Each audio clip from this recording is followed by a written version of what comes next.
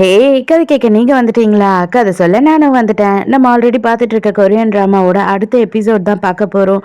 வீடியோக்குள்ள போறதுக்கு முன்னாடி எப்பயும் சொல்றது தான். இப்பயும் சொல்றேன். எஸ்எஸ் வாய்ஸ் ஓவர சப்ஸ்கிரைப் பண்ணுங்க. பார்த்ததுக்கு அப்புறம் லைக் பண்ணுங்க. மறக்காம போறதுக்கு முன்னாடி எக்ஸ்பிளனேஷன் எப்படி இருக்குன்னு சொல்லிட்டு கமெண்ட் பண்ணிட்டு போங்க. இந்த எபிசோட எதுல ஸ்டார்ட் பண்றோம் அப்படின்னு பார்த்தா ஹீரோ வந்துட்டு மின்னும் நம்ம ஹீரோயினும் கட்டி பிடிச்சதை பார்த்துட்டு வந்திருப்பான் இல்லையா? அதனால இவன் கோவமா உட்காந்துக்கிட்டு இருக்கான்.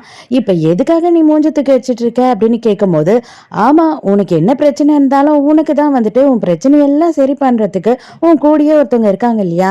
நான் உனக்கு தேவைப்படுறதே இல்லைல்ல அப்படின்னு சொல்லி கோச்சிக்கிறான். நீ பண்றதெல்லாம் பார்க்கும்போது ஏதோ டீனேஜ் பசங்க லவ் பண்ற மாதிரி இருக்கு, இதெல்லாம் ஓவரா இல்ல அப்படின்னு சொல்லிட்டு ஹீரோயின் கோச்சிக்கிட்டு இறங்கி போயிடுறா.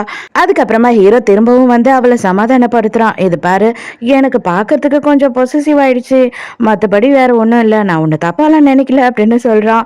அப்ப ஹீரோயின் என்ன சொல்றா அப்படின்னா, இதை நான் சொல்லி எவ்வளவு நாள் ஆகுதுன்னு எனக்கு தெரியாது, ஐ லவ் யூ அப்படின்னு சொல்றாளா. ஹீரோக்கு கண்ணெல்லாம் கலங்கி கண்ணில் தண்ணியே வர ஆரம்பிச்சிடுது. இதுக்கு எதுக்காக நீ இவ்வளோ சீரியஸ் ஆயிட்ட அப்படின்னு சொல்லி ஹீரோயின் கேட்கும் போது அப்பதான் அவன் சொல்றான், இது வரைக்கும் லைஃப்ல என்கிட்ட நீ ஒரே ஒரு வாட்டி கூட லவ் யூ சொன்னதே இல்லைன்னு. ஒரு வாட்டி கூட சொன்னது இல்லையா? லவ் பண்ணும்போது கூட சொன்னது இல்லையா அப்படின்னு கேக்குறா. இல்லவே இல்லைன்னு இது வரைக்கும் என்கிட்ட இந்த மாதிரி சொன்னதே இல்லை அப்படின்னு சொல்றா.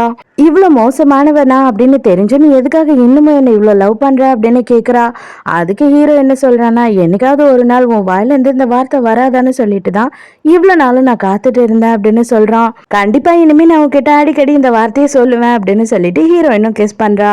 நம்ம யங் இருக்கா இல்லையா, அவ என்ன பண்றா அப்படின்னு பார்த்தா நம்ம மென்ன பாக்குறதுக்காக ஆபீஸ்க்கு வரா. அதுவும் ஹீரோயின் இல்லாத நேரத்துக்கு வந்துட்டு இவகிட்ட என்னென்ன ப்ரூஃப் எல்லாம் இருக்கோ அந்த ப்ரூஃப் எல்லாத்தையும் மென் கிட்ட கொடுக்குறா. அவனும் என்ன சொல்றானா, இது எல்லாத்தையும் நான் பாத்துக்கிறேன், நீ ஃபர்ஸ்ட் உன் குழந்தையோட ட்ரீட்மெண்ட்டை பத்தி மட்டும் யோசி அப்படின்னு சொல்றான். நீ உண்மையா எனக்காக கேஸுக்கு வாதாடுவியா, இல்ல உன்னோட ஃப்ரெண்டு, அதுவும் க்ளோஸ் ஃப்ரெண்டு, அவளுக்கு வந்து பிரச்சனை, இதுல அவளோட பேரும் இருக்குன்றதுக்காக நீ பொய்யா எதனா பண்ணிடுவியா, என்னோட எவிடன்ஸ் எல்லாத்தையும் அழிச்சிடுவியா அப்படின்னு கேட்கும் போது லூசுத்தனமா பேசாம இங்க இருந்து கிளம்பு அப்படின்னு சொல்றான். நைட்டு ஹீரோயினுக்கு வந்து ஃபோன் வருது. யாரு அப்படின்னு பார்த்தா நம்ம ஹீரோவோட அப்பா தான் கால் பண்றாரு. காங், நீ எப்படிமா இருக்க? எனக்கு நல்லாவே தெரியும் நீ எல்லாத்தையும் மறந்துட்டேன்னு சொல்லிட்டு, நான் உன்னை ஒரே ஒரு வாட்டி பார்க்கணும், நீ நேர்ல வா, வீட்டுக்கே வந்துரு, அது நாளைக்கே வந்துரு அப்படின்னு சொல்றாரு. இவளுமே ஓகேன்னு ஒத்துக்கிறா. அதுக்கப்புறம் ஹீரோயினே வந்து தங்கச்சிக்கு கால் பண்ணி பேசுறா. அதாவது யாங்குக்கு கால் பண்றா. இவளும் அட்டன் பண்றா. இவ தான் வந்து அவ மேல செம கோவத்துல இருக்கா இல்ல. என்ன விஷயம் சொல்லு, டக்குன்னு சொல்லு, நான் வைக்கணும் போனு அப்படின்னு பேசிக்கிட்டு இருக்கா. உடனே அவங்க என்ன சொல்றானா, நீ என்னோட தங்கச்சி, உனக்கு தெரியுமா தெரியாதா, மரியாதையே என்ன அக்கான்னு கூப்பிடு அப்படின்னு சொல்றா. அக்கானெல்லாம் என்னால கூப்பிட முடியாது, ஒரு நிமிஷம் முன்னாடி தானே பிறந்த நீ அப்படின்னு சொல்றா. ஒரு நிமிஷம் முன்னாடியா இருந்தாலும் உனக்கு முன்னாடி தான் பிறந்திருக்கேன், அதனால நீ வந்து என்ன அக்கானு தான் கூப்பிடணும் அப்படின்னு சொல்லி காங் மிரட்டிக்கிட்டு இருக்கா. சரி சரி, என்ன விஷயம், எதுக்காக ஃபோன் பண்ண சொல்லு அப்படின்னு சொல்லி யாங் கேட்குறா. அப்போ ஹீரோயின் என்ன சொல்றானா, இது வரைக்கும் எனக்கு ஃப்ரெண்ட்ஸும் கிடையாது, எனக்கு ரிலேட்டிவ்ஸும் கிடையாது, என்னோட பர்சனல் விஷயத்தெல்லாம் வந்துட்டு நான் யார்கிட்டனா சொல்லி ஷேர் பண்ணணும் அப்படின்னு நினைச்சா கூட எனக்கு யாரும் கிடையாது. இப்போதான் நீ எனக்கு தங்கச்சின்னு ஒருத்தி கிடைச்சிருக்க இல்லையா, அதனால தான் நீ திட்டினாலும் என் மேலே கோவமா இருந்தாலுமே சரி உன்கிட்ட எல்லாத்தையும் ஷேர் பண்ணிக்கலான்னு இருக்கேன். நீ என்ன எவ்வளவு வேணாலும் தீட்டிக்கோ, ஆனா என்னோட பிரச்சனையும் கொஞ்சம் கேளு அப்படின்னு சொல்லிட்டு, என்னோட புருஷன் என்னை ஏமாத்திட்டான், இன்னொரு பொண்ணு கூட போயிட்டான், அதுக்கப்புறம் எனக்கு ஆக்சிடென்ட் ஆகி எல்லாத்தையும் மறந்துட்டேன், அதுக்கப்புறம் மறுபடியும் இப்போ வந்து அவன் என்னை லவ் பண்றேன்னு சொல்றான். அது மட்டும் இல்லாம எனக்குமே வந்து அவனை பிடிச்சிருக்கு, அவனை நான் லவ் பண்றேன், நான் கல்யாணம் பண்ணிக்கலான்னு இருக்கேன் அப்படின்னு சொல்றா. உனக்கு என்ன பைத்தியமா? அவன் தான் உன்னை ஏமாத்தி இன்னொரு பொண்ணு கூட விட்டுட்டு போயிட்டான், அவனையே நீ எப்படி திருப்பியும் கல்யாணம் பண்ணுவ? அந்த மாதிரி கேவலமானவனெல்லாம் நீ கல்யாணமே பண்ண தேவையில்ல அப்படின்னு கத்துறா. இவங்க ரெண்டு பேருமே வந்து அப்படியே சண்டை போடுற மாதிரி பேசிக்கிறாங்க. இருந்தாலுமே வந்து கொஞ்சம் அண்டர்ஸ்டாண்டிங்க்கு வராங்க. அதோட மறுநாள் வந்துட்டு நம்ம ஹீரோயின் ஆபீஸ்ல இருக்கும் போது ஒருத்தர் வராரு. இவர் யாருன்னு தெரியுதா? நம்ம ஹீரோயினோட குழந்தைய கார்ல இடிச்சு கொன்னாரு இல்லையா, அவர் தான். நம்ம ஹீரோயினுக்கு அவர் அடையாளம் தெரியாதனால என்ன சார் வேலை அப்படின்னு சொல்லி கேட்குறா. உனக்கு என்ன அடையாளமே தெரியலையா? உன் குழந்தைய நான் தான் கார் ஏற்றி கொன்னேன், நீ பண்ண விஷயத்துக்கு நான் உன்னை கொல்லணும்னு நினைச்சேன், ஆனா அந்த குழந்தை நடுவுல தெரியாம வந்து மாட்டிக்கிச்சு, அதனால இப்போ வரைக்கும் நான் ஒரு நாளும் நைட்டு தூங்காம எவ்வளவு வேதனை பட்டுக்கிட்டு இருக்கேன் தெரியுமா? உன் குழந்தைய நான் கொன்னுட்டேன்னு சொல்லிட்டு நரக வேதனை பட்டுக்கிட்டு இருக்கேன், ஆனா நீ எதுவுமே உனக்கு ஞாபகம் இல்லைன்னு சந்தோஷமா வாழ்ந்துகிட்டு இருக்க அப்படின்னு சொல்றான். குழந்தையோட பேரு சொல்லி கத்திக்கிட்டே ஹீரோயின் மயக்கடிச்சு அங்க கீழே விழறாளா. எந்த ஆள் இவன் மயக்கடிச்சு விழுந்த உடனே பயந்து போயிட்டு அங்க விட்டுட்டு அப்படியே ஓடி போயிடுறாரு. கொஞ்ச நேரம் கழிச்சு ஹீரோயினே கண்ணை முழிச்சு பாக்குறா. அந்த டைமுக்கு பார்த்தா ஹீரோயினுக்கு கொஞ்சம் கொஞ்சமா பழைய ஞாபகங்கள்லாம் வர ஆரம்பிச்சிருச்சு. அடுத்த நாள் காலையிலேயே ஹீரோயின் வந்து செம்மையா ரெடி ஆகி போறா. எங்கடா போறா அப்படின்னு பார்த்தா மாமன்காரன் இருக்கான் இல்லையா, அவனை பார்க்கறதுக்காக தான் போறா. அங்க போன உடனே நம்ம ஹீரோயின் அவன் கிட்ட என்ன சொல்றா அப்படின்னா, நான் வந்து பிரசிடென்ட் ஆகணும், அதாவது ஹீரோ தான் இப்ப பிரசிடென்ட்டா இருக்கான், அந்த போஸ்டிங் எனக்கு வேணும், அதுக்காக நீ என்ன பண்ணுவியோ எனக்கு தெரியாது, ஆனா உனக்கு என்ன தேவையோ நான் அதை பண்ணி தரேன் அப்படின்னும் போது இவனுக்கு பயங்கர சந்தோஷம் ஆயிடுது. அப்பாடா, நம்மளோட பழைய காங்கு வந்துட்டா, நமக்கு எல்லாத்துக்கும் இனிமே ஹெல்ப் பண்ணுவா அப்படின்ற மாதிரி அவனுக்கு சந்தோஷம் ஆயிடுது.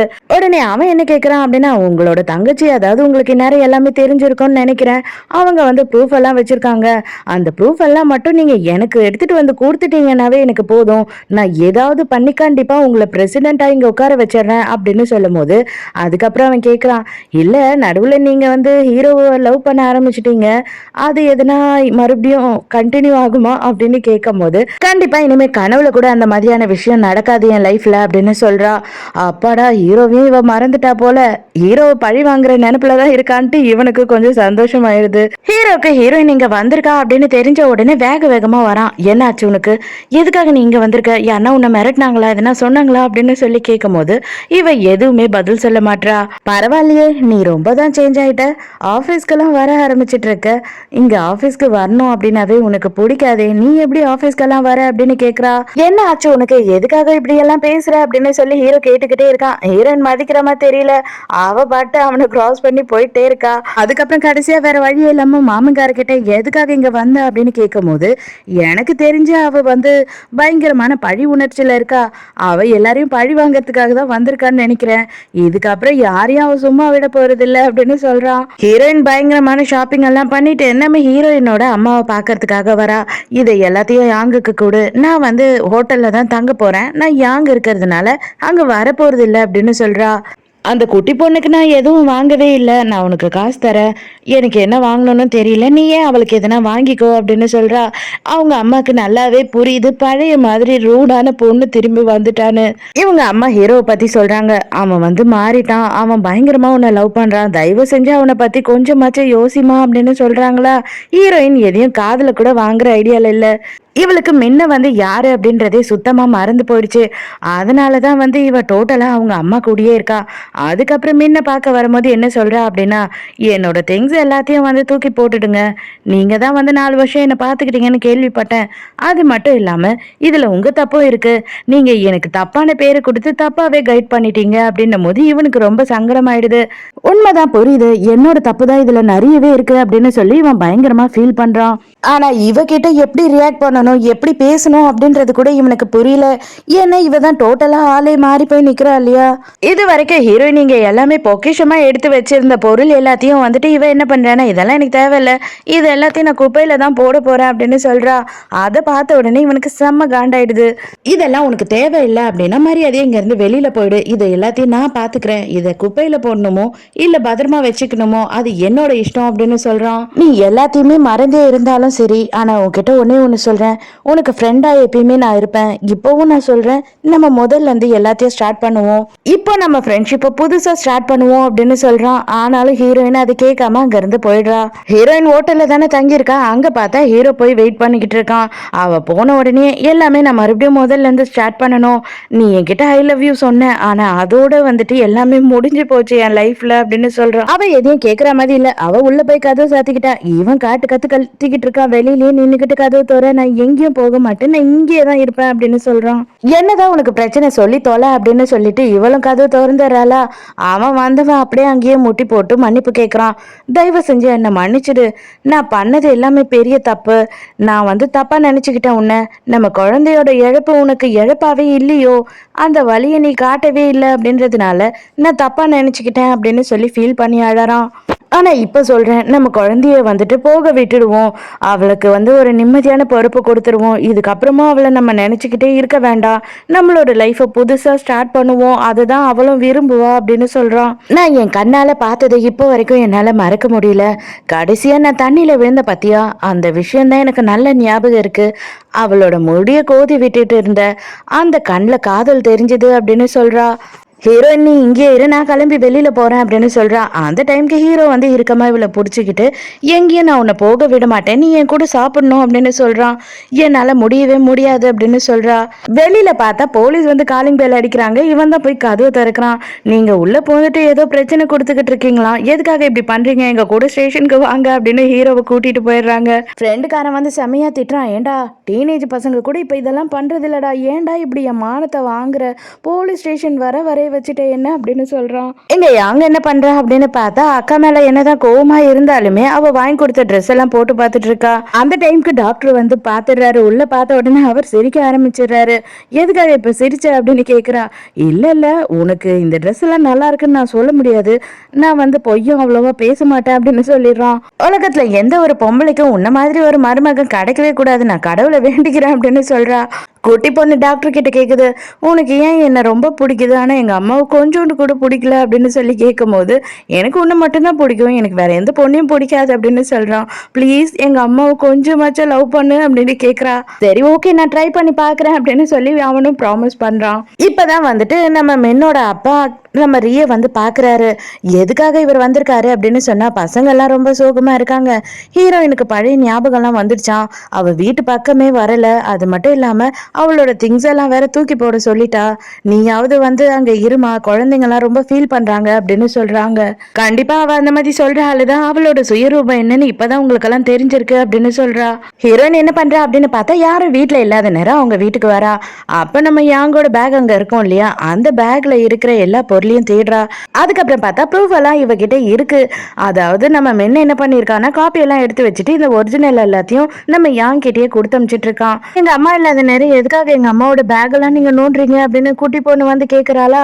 இங்க வா பக்கத்துல நான் உங்ககிட்ட சொல்றேன் அப்படின்னு சொல்றான். இத பாரு, இதை வச்சுட்டு இருந்தா உங்க அம்மாவோட உயிருக்கே ஆபத்து, அதனாலதான் இதை நான் கொண்டு போகணும்னு நினைக்கிறேன்.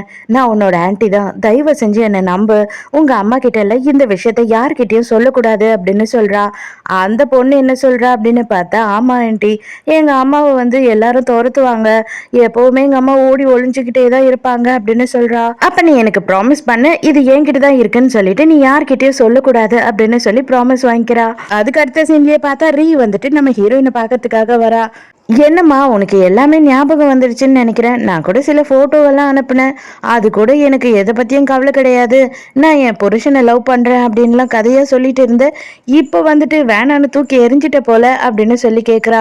பைத்தியம், 4 வருஷமா அவன் எங்க இருக்கான்னு எனக்கு தெரியாது, நான் எங்க இருக்கேன்னு அவனுக்கு தெரியாது, அப்படிதான் நாங்க வாழ்ந்துகிட்டு இருந்தோம். அப்பவும் அவன் வந்து என்னைய தான் நினைச்சுக்கிட்டு இருக்கான், உன்னை நினைக்கவே இல்லையே. எனக்கு இப்பவும் கவலை இல்லை, அவன் யார் கூட சேர்ந்து வாழ்ந்தாலும் யார் பின்னாடி போனாலும் எனக்கு பிரச்சனை இல்லை. ஆனா உன்னால 4 வருஷம் 5 வருஷம் இல்லை, எத்தனை வருஷம் ஆனாலும் அவனை கரெக்ட் பண்ணவே முடியாது பாரு. அது நினைக்கும் போது எனக்கு ரொம்ப சந்தோஷமா இருக்கு, நீ தோத்து போயிட்ட அப்படின்னு சொல்றா. நேற்று நைட்டு கூட வந்தான், காலையில வரைக்கும் என்னோட ரூம்லயே தான் அங்க இருந்து போகவே மாட்டேன்னு உட்காந்துக்கிட்டு இருந்தான், நான் தான் போலீஸ்ல புடிச்சு கொடுத்து துரத்துனேன், ஏன் முட்டி போட்டு வேற கெஞ்சினா அப்படின்னு சொல்றாளா. என்ன பண்ணணும்னு நினைக்கிறியோ பண்ணிக்கோ, யாரை லவ் பண்ணணும்னு நினைக்கிறியோ பண்ணிக்கோ, எனக்கு எதை பத்தியும் கவலை கிடையாது, இனிமே என்னோட ஃபோக்கஸ் எதுல அப்படின்னு சொல்லிட்டு நான் முடிவு பண்ணிட்டேன் அப்படின்னு சொல்றா. நேரா நைட்டு என்ன பண்றா அப்படின்னு பார்த்தா முன்ன பாக்குறதுக்காக அவனோட ஆபீஸ்க்கு வரா. அவன் இவளோட ஞாபகத்திலேயே பயங்கரமா குடிச்சுக்கிட்டு இருக்கான்.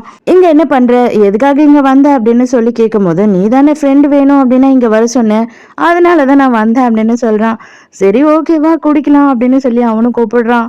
அப்பதான் சொல்றா, மின் என்னால உன்னை மறந்துட முடியும் அப்படின்னு நீ நினைக்கிறியா அப்படின்னு சொல்லி அழறா. இவனுக்கு அப்படியே கண்ணெல்லாம் கலங்கி தண்ணி வருது.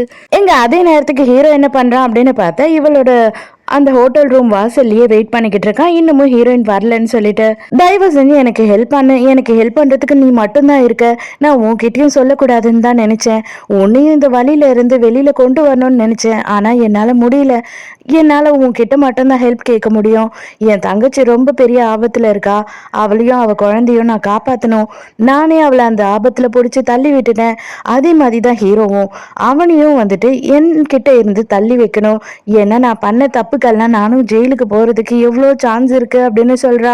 உடனே அவனுமே நான் ஹெல்ப் பண்றேன் அப்படின்னு ஒத்துக்கிறான். அதுக்குள்ள ஹீரோ பார்த்தா விடாம ஹீரோயின் நம்பருக்கு கால் பண்ணிக்கிட்டே இருக்கான். நம்ம மென் எடுத்துறான். எதுக்காக நீங்க வந்து அவளுக்கு விடாம கால் பண்ணிக்கிட்டு இருக்கீங்க? அவ தான் உங்ககிட்ட பேச விரும்பலையே அப்படின்னும் போது, என்கிட்ட பேச விரும்பல சரிடா, உன்கிட்ட மட்டும் அவ பேச விரும்புறாளா? எதுக்காக நீ அவ கூட இருக்க? 2 பேரும் எங்க இருக்கீங்க அப்படின்னு கத்துறான். தயவு செஞ்சு இனிமே அவளை தொல்லை பண்ணாதீங்க அப்படின்னு சொல்லி நம்ம மென் சொல்றானா, அவ தான் உன்னை மறந்துட்டாளே, இப்ப எதுக்காகடா நீ அவ கூட சேர்ந்து பேசிக்கிட்டு இருக்க அப்படின்னு சொல்லி ஹீரோ கத்துறான். நாங்க 2 பேரும் இனிமே ஒருத்தர் பத்தி தெரிஞ்சுக்கலான்னு இருக்கோம், இதுக்கப்புறம் புதுசா பழகலான்னு இருக்கோம் அப்படின்னு சொல்லி மென் சொல்லிடுறான். காண்டானவன் நேர கிளம்பி இங்கேயே வந்துடுறான். நீங்க இங்கதான் இருப்பீங்கன்னு தெரியும், இப்ப என்ன நீங்க 2 பேரும் உட்காந்து குடிச்சுக்கிட்டு இருக்கீங்க, ஒருத்தர் பத்தி தெரிஞ்சுக்க போறீங்க அவ்வளவுதானே, இங்க நானும் சேர்ந்து குடிக்கிறேன் அப்படின்னு உட்காந்துக்கிறான். இன்னைக்கு நாள் போறாம நான் வெயிட் பண்ணிட்டு இருந்தேன், எதுக்காகன்னு தெரியுமா? என்னோட பர்த்டேக்கு ஹாப்பி பர்த்டே அப்படின்னு சொல்லி நீ ஒரே ஒரு வார்த்தை சொல்லுவியான்னு நான் வெயிட் பண்ணேன், ஆனா இதுவரையும் சொல்லல. ஆனா பரவாயில்ல, இன்னும் 5 நிமிஷம் இருக்கு, அதுக்குள்ள எனக்கு ஒரே ஒரு வாட்டி பர்த்டே விஷ் சொல்லிடு அப்படின்னு கெஞ்சுறான். அந்த கர்மத்துக்கு தான் இவ்வளோ நேரம் என்ன டார்ச்சர் பண்ணியா, இப்போ என்ன உனக்கு பர்த்டே விஷ் சொல்லணும் அவ்வளோதானே, ஹாப்பி பர்த்டே போதுமா அப்படின்னு சொல்லி வேண்டா வெறுப்பா சொல்றா மதி சொல்றா. இன்னும் நம்ம ஹீரோயினும் மட்டும் அந்த இடத்துல இருந்து கிளம்பி போயிடுறாங்க. ஹீரோயின் மறுநாள் என்ன பண்றா அப்படின்னு பார்த்தா மாமங்காரனுக்கு கால் பண்றா. என்கிட்ட எல்லா ஆதாரமும் இருக்கு, அதை நான் வந்து உன்கிட்ட கொடுக்குறேன், ஆனா அதுக்கு முன்னாடி எனக்கு நீ ப்ராமிஸ் பண்ணணும், எனக்கு அந்த பிரசிடென்ட் போஸ்டிங் வேணும் அப்படின்னு சொல்லும் போது அவனுமே தாராளமா தரேன், அதை எப்படி உங்க தங்கச்சி உங்களை நம்பி உங்ககிட்ட கொடுத்தா அப்படின்னு கேட்கும் போது, நான் திருடிட்டு தான் வந்தேன் அப்படின்னு சொல்றா. இவனுக்கு ஹீரோயின் மேல பயங்கரமா நம்பிக்கை வந்துடுது. அப்பாடா திருடுற அளவு ஆயிட்டானா கண்டிப்பா நமக்கு தான் இதுக்கப்புறம் ஃபேவரா இருப்பா அப்படின்னு. நம்ம ஹீரோயின் வந்து அவங்க அம்மா கிட்ட சொல்லியிருப்பா, தயவு செஞ்சு யாங் கிட்ட நீங்க தான் அம்மான்னு சொல்லுங்கன்னு சொல்லி. ஆனா அதை வந்து இன்னமும் அவங்க சொல்லவே இல்லை. அப்போ யாங் வந்துட்டு என்ன கேட்குறா அப்படின்னா, என்னோட ரூம்க்கு போனீங்களா, என்னோட திங்ஸ் எல்லாம் காணும் அப்படின்னு கேட்குறா. அதாவது அந்த எவிடன்ஸை தான் கேட்குறா. இவங்க இல்லையேம்மா, எனக்கு என்னன்னு தெரியாது அப்படின்னு சொல்றாங்க. அந்த டைமுக்கு அந்த குழந்தை திருன்னு முழிச்சுக்கிட்டு இருக்கு. நேரா டாக்டர் கிட்ட போயிட்டு கத்திக்கிட்டு இருக்கா. யோ நீ தான் இதெல்லாம் பண்ணிருப்ப, என்ன பழி வாங்கணுன்ற ஒரே காரணத்துக்காக இதெல்லாம் பண்ணுவ அப்படின்னு சொல்லும் போது, அடியே நீ என்ன சொல்றேன்னு எனக்கு புரியவே இல்லை, நான் ஏன் உன் ரூமுக்கு போறேன், உன் ரூமுக்கு போனாலும் உன் பொண்ணை தவிர நான் எதுவுமே பார்க்க மாட்டேன் அப்படின்னு சொல்றான். அப்ப டாக்டர் வந்துட்டு குட்டி பொண்ணை பாக்குறாரு, திருன்னு முழிச்சுக்கிட்டு இருக்கான்னு உடனே டாக்டருக்கு சந்தேகம் வந்துருது. ஹீரோயின் ஒரு கடையில உள்ள உட்காந்து சாப்பிட்டுக்கிட்டு இருக்கா. அங்க பார்த்தா வெளியில உட்காந்து ஹீரோ சாப்பிட்டுக்கிட்டு இருக்கான். ஆக மொத்தம் ஹீரோ வந்து ஹீரோயினை விடுற மாதிரி தெரியல. என்னோட வீட்டுக்கே வந்துட்டு வந்துடுறா. வந்ததுக்கு அப்புறமா வந்து நம்ம ஹீரோயினோட ரூம்ல இருக்க எல்லா பொருளையும் எடுத்து போட்டுட்டு இருக்கா. இதை எல்லாத்தையும் நான் கொளுத்த போறேன் அப்படின்னு சொல்றாளா. அவங்க அப்பா, அதெல்லாம் நீ ஒன்றும் பண்ண தேவையில்ல, தயவு செஞ்சு நீ கம்னு வெளில இரு, நான் உனக்கு ரூமை கிளீன் பண்ணி தரேன் அப்படின்னு சொல்றாரு. ஹீரோயின் ஆக்சுவலா இப்பதானே அவளுக்கு எல்லா ஞாபகமும் வந்திருக்கு, அதனால அவளோட பர்சனல் லாக்கரை போய் திறந்து பாக்குறா. இதுல என்னெல்லாம் வச்சிருக்கா அப்படின்னு பார்த்தா, அவங்களோட கேஸ் வந்து இவ வந்து எடுத்து நடத்தினா இல்லையா, அது எல்லாத்துக்கும் ஆதாரம் வச்சிருக்கா. அது மட்டும் இல்லாம அவங்க கொடுத்த தப்பான மெடிசனையுமே வச்சிருக்கா. இதுல என்ன இன்னொரு டெஸ்ட் அப்படின்னு பார்த்தா, நம்ம ரீ இருக்கா இல்லையா, அவளுமே வந்து அவங்க கொடுத்த தப்பான மாத்திரையை வந்து இவளுமே சாப்பிட்டு இருந்திருக்கா. அதுக்குமே ஹீரோயினுக்கு தெரிஞ்சு அதையுமே இவளோட டீட்டெயில்ஸ் எல்லாத்தையும் கலெக்ட் பண்ணி அந்த லாக்கர்ல வச்சிருந்திருக்கா. நம்ம ஹீரோ வந்து மாமன்கார கிட்ட நேரா பேசுறான். இது பாரு, எனக்கு நல்லாவே தெரியும் அவ பிரசிடென்ட் ஆகணும்னு ட்ரை பண்றா, ஆனா கண்டிப்பா மறுபடியும் அவ இந்த கம்பெனிக்கு வரதுக்கு நான் விடவே மாட்டேன். அவ இங்க வந்தா அப்படின்னா அவளை என்னென்னலாம் நீங்க திரும்பவும் இதுல எல்லாம் சிக்க வைப்பீங்கன்னு நல்லாவே தெரியும் அப்படின்னு சொல்றான். ஹீரோ கிளம்புற நேரத்துக்கு கரெக்டா நம்ம டாக்டரும் அந்த குட்டி பொண்ணும் இங்க வராங்க. அந்த குட்டி பொண்ணை தான் வந்து நம்ம ஹீரோக்கு நல்லாவே தெரியும் இல்லையா. வேணும்னே டாக்டர் என்ன சொல்றாரு அப்படின்னா, அங்க உட்கார்ந்து இருக்காரு இல்லையா, அவர் எனக்கு அண்ணா மட்டும் கிடையாது, எனக்கு அப்பா மாதிரி. நான் உன்னை எந்த அளவு பாத்துக்கிறேன்னு நீ நம்புறியோ அதே அளவுக்கு அவரையுமே நீ நம்பலாம். அவர் ரொம்ப நல்லவர். அவர் தான் வந்து என்னை படிக்க வச்சது, என்னை தூங்க வச்சது, சாப்பிட வச்சது, என்னை சின்ன வயசுல இருந்து அவர் பிள்ளைய விடவும் மேலா பாத்துக்கிட்டு இருந்திருக்காரு அப்படின்னு சொல்லும் போது அந்த குட்டி பொண்ணும் அப்படியே சைலண்டா இருக்கு. இவனுக்கு அண்ணங்காரனுக்கு என்ன சொல்றதுன்னே தெரியாம அவன் சைலண்டா பாத்துக்கிட்டு இருக்கான். ஹீரோ குட்டி பொண்ணுக்கு ஐஸ்கிரீம் வாங்கி தரேன் அப்படின்னு சொல்லி அவன் வெளியில கூட்டிட்டு போயிடுறான். டாக்டர் எதுக்காக வந்திருக்காரு அப்படின்னு பார்த்தா, டாக்டர் வந்து காங்குக்கு ஃபோன் பண்ணி அந்த பொருள் எல்லாத்தையும் திருப்பி வந்து யாங் கிட்ட கொடுங்க அப்படின்னு சொல்லியிருக்காரு. இந்த குட்டி பொண்ணு எல்லாத்தையும் உளறிச்சு போல டாக்டர் கிட்ட. அதனால அவ என்ன சொல்லியிருக்கானா, உங்க அண்ணனுக்கு தானே எடுத்துட்டு போய் கொடுத்தேன் அப்படின்னு சொல்லிட்டு இருக்கா. இங்க அதே நேரத்துக்கு குட்டி பொண்ணையும் ஹீரோவையும் காட்டுறாங்க. உங்க ஆண்டி வந்தாங்களா, உங்க ஆண்டி உங்ககிட்ட நல்லா பேசினாங்களா அப்படின்னும் போது, இல்ல அவங்க மூஞ்ச உருன்னு வச்சிருந்தாங்க, என்கிட்ட ஒரே ஒரு வாட்டி கூட சிரிக்க கூட இல்லை அப்படின்னு சொல்றா. அதுக்கு உடனே ஹீரோ என்ன சொல்றானா, அவங்க பாக்குறதுக்கு தான் அப்படி இருப்பாங்க, உண்மையாவே உன் சைஸ்ல ஒரு குழந்தைய அவங்க ரொம்ப மிஸ் பண்றாங்க. உன்னை பார்த்த உடனே அவங்களுக்கு அந்த குழந்தையோட ஞாபகம் வந்திருக்கும் அப்படின்னு சொல்றான். எதுக்காக உங்க அண்ணனை பார்க்க வந்தீங்க அப்படின்னு டாக்டர் வந்த உடனே ஹீரோ கேக்குறான். உடனே வந்து டாக்டர் ஹீரோ கிட்டயே எல்லா விஷயத்தையும் சொல்லிடுறான். இந்த குட்டி பொண்ணு ஐயோ இந்த விஷயம் எல்லாருக்கும் தெரிஞ்சிடுச்சே அப்படின்னு முழிச்சுக்கிட்டே உட்காந்துட்டு இருக்கா. ஹீரோவுக்கு இப்ப வந்து மறுபடியும் ஹீரோயின் பழைய மாதிரியே ஆயிட்டாளா, இல்லனா வந்து அவளோட தங்கச்சியை காப்பாத்துறதுக்காக இதெல்லாம் பண்றாளா அப்படின்னு டவுட் வந்துடுது. வேக வேகமா ஹீரோயினை பார்க்கணுன்றதுக்காக ஹோட்டலுக்கு போறானா, அந்த டைமுக்கு வந்துட்டு நம்ம மென் என்ன பண்றானா, பொக்கே எல்லாம் எடுத்துக்கிட்டு அவனுமே ஹீரோயினை பாக்குறதுக்காக அங்க ஹோட்டலுக்கு வந்திருக்கான். அவன் அர்ஜென்ட்டா போயிட்டு லிஃப்ட்ல ஏறி போயிடுறான். லிஃப்ட் கிடைக்காம போனதுனால பாவம் ஹீரோ படிக்கட்டிலேயே கஷ்டப்பட்டு வயசான காலத்துல ஏறி போயிட்டு இருக்கான். வேக வேகமா அங்க போய் நின்னா அப்படியே பயங்கரமா சிரிச்ச முகத்தோட ஹீரோயின் வந்து மின்ன உள்ள கூட்டிட்டு போறாளா. அதை பார்த்த உடனே ஹீரோக்கு அப்படியே நெஞ்செல்லாம் வெடிச்சு போற மாதிரி அப்படியே நின்றுகிட்டு இருக்கான். இதோடய இந்த எபிசோட் முடியுது. இந்த எபிசோட் உங்களுக்கு பிடிச்சிருக்கா, என்னோட எக்ஸ்பிளனேஷன் பிடிச்சிருக்கான்னு சொல்லிட்டு மறக்காம எனக்கு கமெண்ட்ல சொல்லுங்க. நாளைக்கும் மறக்காம கதை கேட்க வந்துருங்க. நானும் மறக்காம கதை சொல்ல வந்துடுறேன். பாய்.